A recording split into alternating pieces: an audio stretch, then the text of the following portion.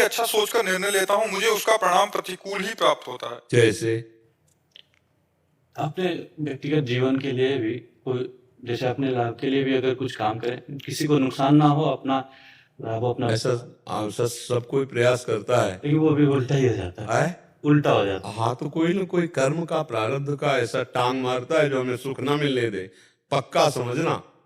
नहीं, कोई कोई ऐसे है कि बिना प्रयास के अरबपति घर में जन्मे हैं, बिल्कुल ना उतनी बुद्धि है और ना उतने उनके कोई कर्म है इस जन्म में, और ऐसा सुख भोग रहे हैं कि आप देख लो, कोई बुद्धि नहीं है इस कोटि की, और बड़े बुद्धिमान, बहुत बुद्धि तेज है और बहुत कर्म प्रवीण है, कर्म करने में भी बहुत संभाल के करते हैं, लेकिन फल में उनके हाथ नहीं लगता, क्योंकि पूर्व का कर्म हमें हर क्षण बाधा पहुंचाए चला जा रहा है। तो हमको दबना नहीं है।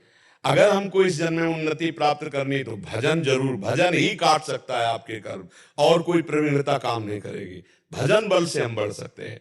जो लोगों जिनको ये दिखाई देता है ना कि वो पाप कर्म कर रहे हैं, वो बढ़ रहे हैं, वो उनका पूर्व का पुण्य है और उनको बढ़ने दे, और जो अभी पाप कर्म कर रहे हैं, और जब वो पुण्य क्षय होगा और पूर्व का पाप मिलेगा तो विध्वंस हो जाएंगे, पक्का समझ लो और आंख खोल के देख लो। तो दुराचारी, अधर्माचरण करने वाला, पापाचरण करने वाला सरसब्ज दिखाई दे तो ये समझ लेना उसकी अंतिम इच्छा पूर्ति की जा रही है, इसका नाश निश्चित है। लेकिन धर्म पूर्वक जो चल रहे हैं वो बहुत कष्ट पा रहे हैं। ये बिल्कुल विश्वास रखें कि हमारे पाप नष्ट हो रहे हैं और मैं आगे उन्नति को प्राप्त होऊंगा। पर धर्म का चलना और भगवान का स्मरण करना ये सतत बनाए रखे, तोड़े ना, तो आज नहीं तो कल जरूर प्राप्त होगा। किसी भी धर्मात्मा के जीवन में देख लो तो उसका जीवन दुखमय मिलेगा, पक्का मिलेगा, और जब परिणाम आएगा तो निहाल हो जाओगे। बस चुप रहो। किसान भी फसल बोता है तो 6 महीना लगता है, कि ऐसा नहीं कि गेहूं फेंक दिया दूसरे दिन वो 50 बोरा वहां से गेहूं ले आया, ऐसा नहीं है। वो जब 4-5 महीने सेवा करता है तब जब फसल पर, तब वो 50 बोरा, एक बोरा फेंका तो 50 बोरा वहां से लाता है। तो ये सत्कर्म, भगवान नाम जब, भले उन्नति आज हो रही लेकिन आपको शांति रहेगी, आपका चित्त प्रसन्न रहेगा और आप डिप्रेशन में नहीं जाएंगे। आगे आपकी उन्नति निश्चित होगी, ये विश्वास कर लीजिए, पक्का विश्वास कर लीजिए। जो धर्म से चलता है वो एक दिन उन्नति को प्राप्त होता है। जैसे सुदामा जी, तो एक दिन सुदामापुरी बलि के लिए, एक दिन था कि घर में लौट के जब आते तो पत्नी पूछती कुछ लाए क्या, बोले कुछ नहीं मिला। तो तुलसी दल जो भोग में अर्पित करती वही 3-4 हिस्सों में करके, जब कई दिन हो गए तो उन्होंने कहा कि हम तो जी सकती हैं, आप जी सकते हैं, लेकिन ये बच्चे नहीं जी सकते। कैसे? वो श्री कृष्ण श्री कृष्ण श्री कृष्ण श्री कृष्ण, कृष्ण कृष्ण करते रहते हो ऐसा। तो एक दिन भगवान ऐसे प्रसाद पा रहे थे, भोगारोग रहे थे, तो ऐसे प्रथम कवर ही ऐसे करके ऐसे हो गए। तो रुक्मिणी जी ने कहा ये स्थिति आपकी तब होती जब कोई भक्त दुखी होता है। कौन भक्त दुखी? तो उनका, मेरे एक मित्र हैं बचपन के सुदामा जी, कई दिन हो गए आज उनके घर में भोजन नहीं। बोले प्रभु आपका मित्र भोजन नहीं, आप इशारा करो त्रिभुवन की राज्य लक्ष्मी, क्योंकि महालक्ष्मी का अवतार है रुक्मिणी जी। बोले इशारा तो तब करे ना जब उसके अंदर इच्छा हो, उसके अंदर इच्छा ही नहीं। तो रुक्मिणी जी ने कहा प्रभु अब हम नहीं सह सकती, आप जाओ और इच्छा जागृत करो। तो उनका उसके हृदय में तो नहीं जागृत कर सकता। सुदामा इतना निष्काम भक्त है कि उसके हृदय में इच्छा जागृत नहीं कर सकता, उनकी पत्नी के हृदय में इच्छा जागृत कर सकता।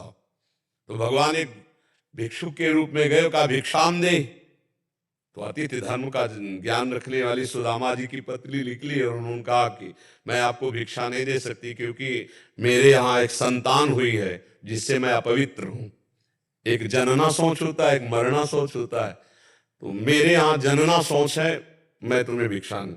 तो बोले मैं 10 दिन बाद आ जाऊंगा। बोले फिर भी नहीं दे पाऊंगी। क्यों? क्योंकि जो हमारी अपवित्रता वो दूर होने वाली नहीं। बोले ऐसा क्या? बोले स्पष्ट बताऊं, दरिद्रता रूपी संतान को हमने जन्म दिया है। दरिद्रता अर्थात मेरे पास कुछ नहीं कि मैं आपको दे दूं। तो उन्होंने सुना है तुम्हारे पति द्वारिकाधीश के मित्र हैं, क्या तुम्हें पता नहीं है? कभी याद दिलाना, अगर एक बार द्वारिका चले गए तो निहाल हो जाएंगे स्वयं भगवान। और भगवान जब उनकी पत्नी आई तो उन्होंने कहा सुना है आपके मित्र श्री कृष्ण द्वारिकाधीश है। बोले हाँ। तो बोले आप जाओ ना, अगर वो आपकी ऐसी दशा देखेंगे ना तो कुछ ना कुछ तो व्यवस्था कर। बोले कभी नहीं जाऊंगा। व्यवस्था के लिए मैं कभी नहीं जा सकता। तो उनका मिलने तो जा सकते हो। बोले हम मिल नहीं जा सकते, पर समस्या है अपने मित्र से मिले या गुरु से मिले जाके, या अपनी कन्या के यहाँ जाए तो कुछ न कुछ होना चाहिए। तो हमारे दोस्त के लिए कुछ, तो वहां क्या था, एक पड़ोसन के आ गई तो उसने चावल के पछोरने वाले जो आगे तंदुल होते टूटे हुए, हाँ वो दिए। तो वो भी फटे कपड़े में लेकर के भगवान के लिए भेंट, और द्वारिका। और हालत ये थी कि विवाही पैरों में फटी हुई, फटा कपड़ा, और मित्र कौन है, द्वारिकाधीश। आप देख लो जरा कैसी धर्म की परीक्षा होती है। भगवान के कान में जे भी पड़ा कि सुदामा जी मिलने आए, तो ऐसे भागे कि पूछो मत। सबके होश उड़ गए कि ब्रह्मा जी और शंकर जी यहाँ आते हैं तो उनको भी इंतजार करना पड़ता है, लेकिन एक शब्द सुना, सुदामा जी आए, तो बावरे होकर भगवान भाग पड़े और ऐसे जाकर हृदय से लगे और रुक्मिणी जी के पलंग में आकर भगवान ने बैठा ला, रुक्मिणी जी को, और आप स्वयं चरण धोए भगवान की। देखो भक्त के चरण, पग चापू और सेज बिछाऊं, नौकर बनूं हजाम, हाकू बैल बनो गडवारो, बिना तन ख्वारतवान, यही तो मेरे मन में ठड़ी भगत मेरे मुकुट में। और भगवान के अश्रु प्रवाहित हो रहे सुदामा जी की दशा देखकर। बार बार चेहरे की तरफ देखते हैं, बार बार चरणों की, सुदामा जी के अश्रु चल रहे कि करुणा निधान अखिल कोटि ब्रह्मांड नय के कौन सी लीला कर रहे हो। रुक्मिणी जी जल डाल रहे हैं, भगवान चरण पखार रहे हैं। 2-4 दिन आराम से रहे। सुदामा जी ने कहा प्रभु चल, बोले हाँ। सुदामा जी मन ही मन हंस रहे कि कह रही थी चले जाओ, कुछ व्यवस्था कर देंगे। हमारे श्री कृष्ण इतने निरपेक्ष है कि जानते इस दरिद्र ब्राह्मण को कुछ दे देंगे तो मेरा भजन भूल जाएगा, इसलिए कितने कृपालु है। अच्छा प्रभु, तो बोले जो ये कपड़े नए वाले हैं ना, इनको रख दो, नहीं रास्ते में कोई चोर परेशान करेगा, अपने पुराने पहन लो। तो रामा जी ने पहन लिया, बहुत कृपालु, उनको कोई निरपेक्ष है वो। भगवान ऐसे चल रहे लीला में, कहा इधर से चले जाना। सुदामा जी को लगा था कि 2-4 सरफियां होंगी तो 2-4-10 दिन के लिए अनाज, इधर से चले जाना, जाके आप इधर से मुड़ जाना तो जल्दी पहुंच जाएंगे। बोले प्रभु आपकी कृपा, बिल्कुल सहज में पहुंच जाएंगे। मतलब कुछ नहीं दिया, कुछ नहीं। भगवान ने सुदामा जी को तंदुल निकाल नहीं रहे थे, जबरदस्ती छील कर पाए, और सुदामा जी को कुछ नहीं दिया प्रगट में। सुदामा जी बहुत प्रसन्न हो रहे कि मेरे श्री कृष्ण परम कृपालु हैं, क्योंकि उन्होंने माया या कोई भोग इसलिए नहीं दिया कि हमारा चित्त प्रभु के सिवा और कहीं न जाए। ऐसे मगन होते वहां पहुंचे तो दृष्टि गई कि हमारा नगर तो इसी क्षेत्र में था, ये तो पूरी द्वारिकापुरी है। पूछा लोगों से तो बोले यहाँ एक हमारे सुदामा जी थे, उन्हीं की सुदामापुरी है। जब देखा पत्नी आरती करने आ रही है, जैसी द्वारिकापुरी वैसी सुदामापुरी की रचना हो गई। ये हर भक्त के जीवन में होता है, पर दिगना नहीं चाहिए, मतलब कमजोर नहीं पड़ना चाहिए। तो हम कह रहे हैं आज तुम्हारा समय कमजोर है, लेकिन आज का जो तुम बीजारोपण कर रहे हो धर्म का, भजन का, ये जब फलेगा तब आप निहाल हो जाओगे। इसलिए सबको हम ये शिक्षा दे रहे हैं कि कभी घबराओ मत, आज की परिस्थिति देखकर टूटो मत, तुम्हारा मंगल निश्चित होगा। जी कर्नल A.K. सुगंधी जी। राधे राधे जी। राधे राधे महाराज जी। महाराज जी, मेरे पुत्र को असाध्य रोग है, इस हेतु मैं कुछ समय से अन्य मंत्रों का जाप कर रहा हूँ और कुछ रक्षा स्त्रोतों का पाठ करता। पिछले कुछ समय से आपके मन से गुरु स्वीकार कर लिया है और राधा नाम में रुचि जगी है। महाराज जी, क्या मैं आगे भी इन मंत्रों का जाप जारी रखूं या सिर्फ राधा नाम जाप करना ही कल्याणकारी होगा? एक कल्याणकारी और भगवत प्राप्ति तो समर्थ है राधा नाम, और यदि हमारी रुचि है तो हम जप सकते हैं। और असाध्य रोगों की निवृत्ति के लिए अब हमें पता नहीं को कितने पाप का कौन सा परिणाम उदय हुआ, और उसका कितना मंत्र हो गया अव्यक्त है, हमें पता नहीं ना। इसलिए थोड़ा मंत्र जपे और फिर परिणाम हमको अनुकूल न दिखाई दे तो हमें अश्रद्धा नहीं करनी है, क्योंकि हमको उसके उस कर्म का पता नहीं ना। जीव अनंत जन्मों में क्या क्या कर्म किए हैं, कितने कितने पाप किए हैं, अब वो किस संयोग से आपका किस पुत्र बना है। अब भगवान की कृपा हुई कि आपका पुत्र बना है आकर के, तो आप उसके लिए जो भागवतिक भाव कर रहे हैं, ये कृपा है भगवान की। नहीं ऐसे भी पिता का पुत्र हो सकता था जो अनादर कर देता, जो उसकी ऐसी स्थिति में उसका साथ ना देता। तो कम से कम भगवान ने आपको उसका पिता बनाया कि आप भागवतिक दान कर रहे हैं नाम जप करके मंत्र, पर आपके लिए हम ये कह रहे हैं कि उसकी सुधार ना होने पर अश्रद्धा न करना, क्योंकि कितना है इसका पता नहीं है, उसका प्रारब्ध कितना है और हमारा जाप कितना है। उस जब सकामता में आते हैं तब उसका अनुष्ठान पूरा करना होता है। जैसे उसका पाप है 100 ग्राम और हमारा भजन है 1 ग्राम, तो लाभ हमको दिखाई नहीं देगा, यद्यपि लाभ हुआ है 1 ग्राम उसका पाप कम हुआ है, पर हमें लाभ नहीं मिलेगा। जैसे कई दिन के हम भूखे हों और 1 कवल पावें तो हमारी भूख में 1 कवल जाकर कम तो किया, लेकिन हमें अनुभव में नहीं आएगा। जब तक वो हम आधा पेट नहीं होंगे तब तक मुझे अनुभव नहीं आया, आधा पेट होने पर लगा हाँ अब स्वाद आएगा। ऐसे ही अगर हमारा पाप इतनी सीमा का और उसी सीमा का भजन, तो तत्काल परिवर्तन शुरू हो जाएगा। पर अब उस अव्यक्त है, वो प्रारब्ध है, वो हमारी समझ में नहीं आ रहा कि कितना है, इसलिए हमें अश्रद्धा नहीं करनी है। और नाम जप करते हुए अंदर से भाव करने की प्रभु मैं इस जीवात्मा को नाम जप दे रहा हूं, इसका जैसे मंगल हो, इसका जैसे मंगल, ये छूट दे दीजिए, ये स्वस्थ ही हो जाए खास बात नहीं है, इसका मंगल होना चाहिए। हे मंगल भवन प्रभु, इस जीव का हमारे से पिता पुत्र का संबंध बना, अब इसका जैसे मंगल हो, इसलिए हम आपका मंत्र जप रहे हैं, आपका नाम जप रहे हैं, आपसे प्रार्थना कर रहे हैं कि इस जीव का मंगल हो। ये सबसे उत्तम बात रहती है।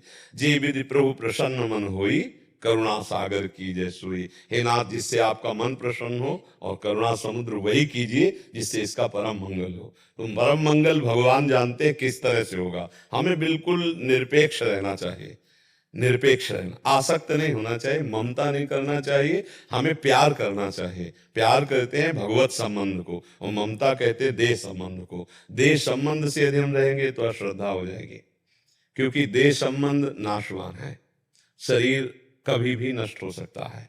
आपका विचार अगर देह संबंध की पुष्टता है भजन, तो फिर अश्रद्धा आने की संभावना है। और यदि भगवत संबंध है कि प्यारे इस रूप में आप आए हो, जब तक बनेगा तब तक हम तन से मन से धन से भजन से आपकी सेवा करेंगे और आप जैसे प्रसन्न हो, आप जैसे मंगल हो। समझ पा रहे हैं? इसमें आपका भी कल्याण होगा और उस जीव का भी कल्याण हो जाएगा। जो अल्प बुद्धि वाले लोग भक्ति मार्ग में जहाँ कदम रखते हो, सत्संग सही ना मिल पाया, तो फिर उनकी अश्रद्धा हो जाती है कि हमको इतने दिन करते हुआ दुख पर दुख आता जा रहा, प्रतिकूलता आती जा रही, भक्ति से क्या मिला?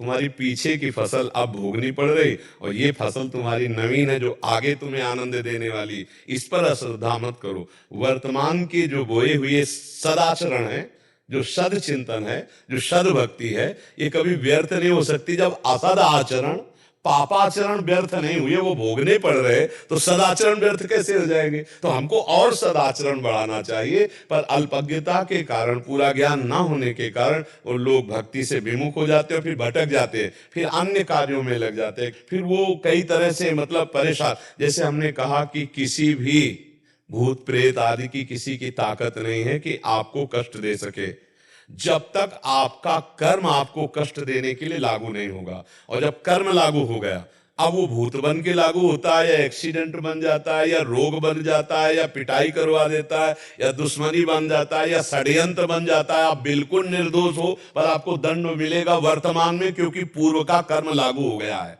ये सब बातें अज्ञानी को समझ में नहीं आती। उसने तर्क रखा, अज्ञान में तर्क उठता है ना कि अब जैसे किसी ने किसी को मारा, आप कह रहे हैं प्रारब्ध है, तो ऐसे तो अन्याय बढ़ता चला जाएगा। नहीं नहीं नहीं, ईश्वर से शासित है, नहीं आतंक अब तक सबको मिटा देता। आप विचार करो, जितने उनके हाथ से मरने हैं, विनाश लीला भी तो भगवान की है। जैसे सृजन लीला है, पालन लीला है, तो विनाश लीला है। तो विनाश लीला का डिपार्टमेंट है, विनाश लीला के लिए इंतजाम रखा है प्रभु का, नहीं रखा है इंतजाम? विनाश लीला के ही तो है असाध्य रोग, नाना प्रकार की जो कष्ट की प्रवृत्तियां हैं। अब देखो, एक आया था विनाश लीला का कोरोना, अब हर देश में लाखों को डलगा दिया, ले डलगा दिया। अब उसको कैसे रोक सकते हो तुम? अब आया विनाश लीला का प्रारब्ध, तो एक रोग आया और पूर्व ऐसे मुश्किलें कोई बचा होगा? हाँ, प्रकृति का हर दंड शरीर को भोगना पड़ता है, जो जो हमने कर्म किए हैं। देखो, इसी प्रकृति में कर्म का परिणाम भोगने के लिए हमारा शरीर रचा गया है। अब इसमें जब हम चाहते हैं कि दुख कभी ना आवे, तो दुख देखो आ रहा है जबरदस्ती, हमें भोगना पड़ा। इसका मतलब मेरा कोई कर्म है। कोई ऐसे दुख नहीं दे सकता प्यारे, कभी नहीं दे सकता। हमारा कर्म ही उसकी बुद्धि में बैठता है, जाकर वही दुख हमें देता है। तो अब कर्म का नाश करना बड़ा कठिन होता है। कर्म हो जाना ये तो सहज होता है, लेकिन उसका नाश करना बड़ा कठिन होता है। एक कर्म, जैसे लोग कहते हैं कि इतना कष्ट भोगना पड़ेगा, भैया एक कर्म का फल। आप अभी यहां किसी के जान से मारने की चेष्टा कीजिए, या किसी के साथ गलत आचरण करने की चेष्टा कीजिए। अब उसका होगा कि डंडा चलेगा पुलिस का, थाने जाओगे, हथकड़ी पड़ेगी, मुकदमा चलेगा, साल 6 महीना जितने दिन, फिर सजा होगी। हाँ, फिर सजा होगी, और इसके बाद जुर्माना भी हो सकता है। जुर्माना भी हो सकता है। अब आप विचार करो, कहते एक इतनी 10 मिनट की बात के लिए इतनी बड़ी सजा, तो ऐसे हमसे बहुत पाप कर्म हो गए। अच्छा, कुछ ऐसे हैं जिनके लिए यहाँ कानून दंड नहीं देता, बिल्कुल नहीं देता, लेकिन भगवान का कानून तो दंड देगा, क्योंकि वो जीव है। तुमने हिंसा की है, हर जीव की कर्म का फल भोगना पड़ता है, तुम जो हिंसा कर रहे हो। तो अब वो जब जीव का कर्म उनके ऊपर लागू होगा, कोई छूट थोड़ी है कि तुम्हारे लिए छूट है। जब लागू होगा तब भोगना पड़ेगा, और जब भोगना पड़ता है तब फिर आदमी कहता है कि क्या वो नहीं सुन रहा है। वो इसलिए नहीं सुन रहा है, कहीं विधान नहीं है किसी को कष्ट दे करके आप सुखी हो जाए, ऐसा कहीं विधान नहीं। अगर ऐसा विधान है तो विधान ही नहीं है, किसी को कष्ट देकर सुखी होना नहीं है। तो अब वो जीव ने पूर्व में क्या कर्म किया है, अब अपने को तो पता नहीं। हाँ, सौभाग्य उसका ये है कि हम मनुष्य जन्म मिला, और दुर्भाग्य है कि उसका पाप कर्म उसको रोग के रूप में या मानसिक पीड़ा के रूप में किसी भी तरह आ सकता है। अब हमें सौभाग्य और मिल जाए कि हमें भगवत भक्त के घर में जन्म मिल जाए, और वो भजनानंदी हो, वो सब संभाल देगा, भजन से सब संभल जाएगा। और कई कई ऐसे लोग तड़पते तड़पते जीवन व्यतीत करते, जैसे ऐसे गर्मी है, फुटपाथ में बैठे 1-1 रुपया मांग रहे, शरीर काम नहीं कर रहा, क्या क्या अव्यवस्था। और एक है कि उनको पता ही नहीं कि गर्मी है इस कोटि की। वातानुकूलित कक्ष से निकले, वातानुकूलित गाड़ी में बैठे, वातानुकूलित ऑफिस में बैठे, वहां से निकले, उनको पता ही नहीं कि गर्मी क्या चीज है, खान पान सब। और एक है कि तसला रखे हुए भीषण धूप में, आप सोचो ना। तो जीवन की जो ये सब बातें देखी जाती है, उनमें कर्म प्रधानता होती है। हमें चाहिए भगवान नाम जप करके हम सारे कर्मों को विध्वंस करें और महान परमात्मा को प्राप्त